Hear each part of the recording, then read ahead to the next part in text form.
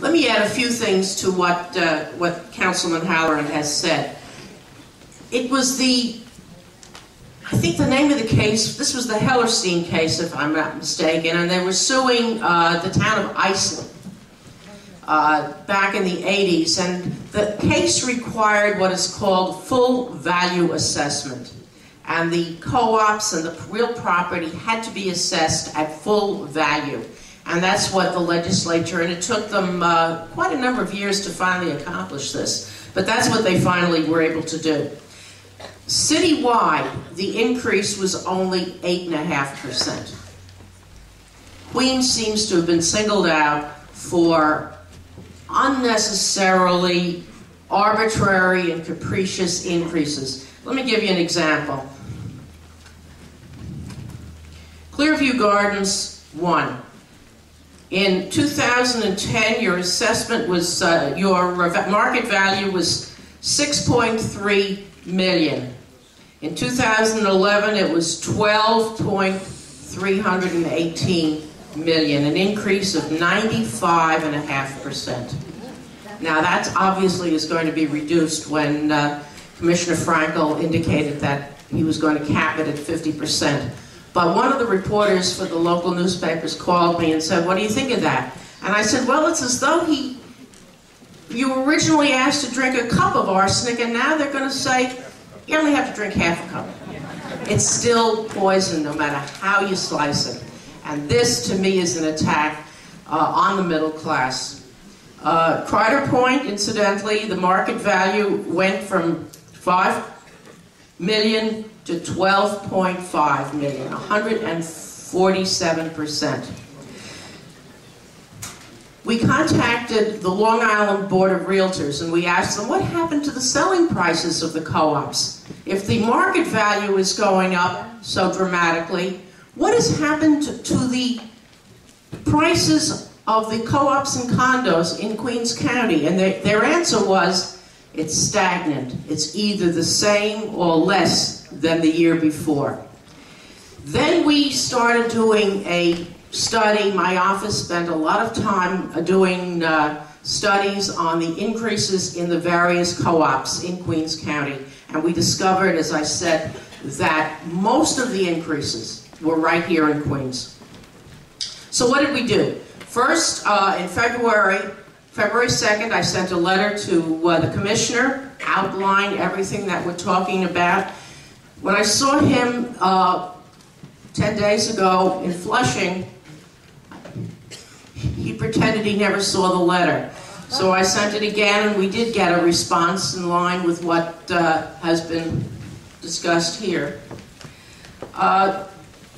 We then convened, Warren and I then convened a meeting with Bob Friedrich in Bay Terrace of co-op presidents. And it was a really remarkable evening because this was the first time the co-op presidents all over the area came together to discuss the issue and try to plan what we could do to remedy the situation.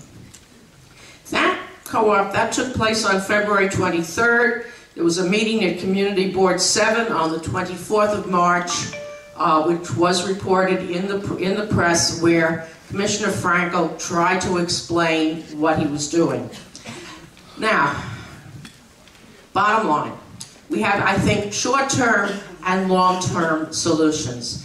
The problem with bringing these, with all due respect to our attorney friends, the certiorari process, is that there are only a few lawyers who specialize in certiorari proceedings.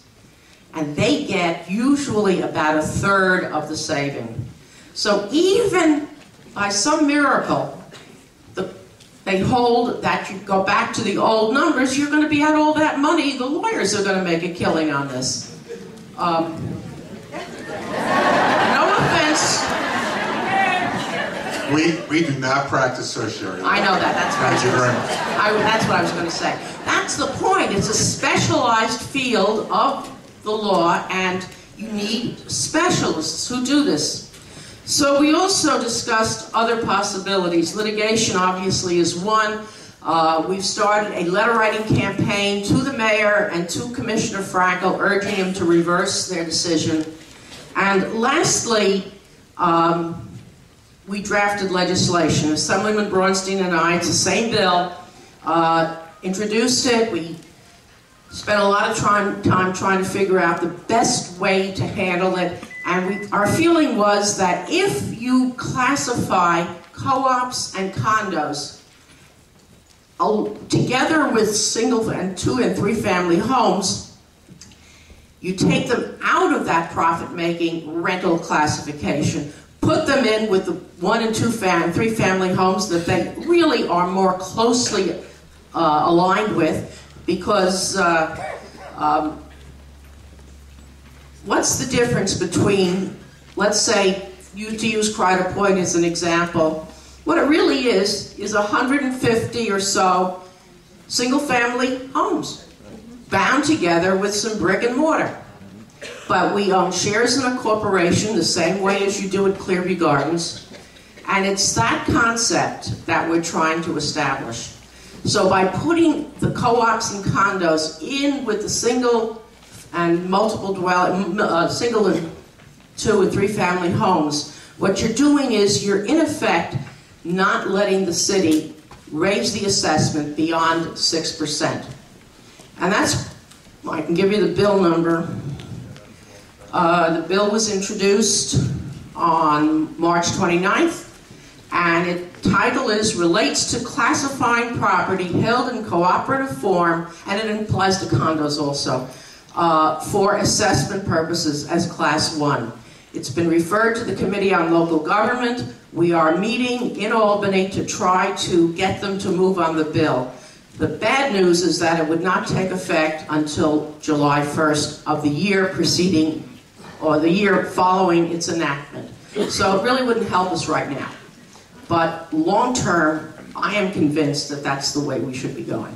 So I thank you all for coming. I thank you for your patience, and we've got to realize that this is really a middle-class tax revolt.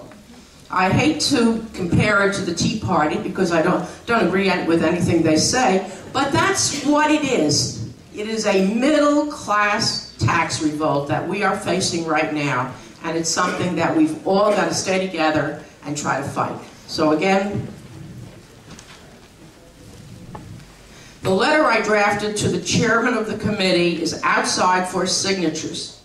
So before you leave, if you would sign one of the letters that Clearview was very kind in producing, we'd appreciate it. Okay? Next.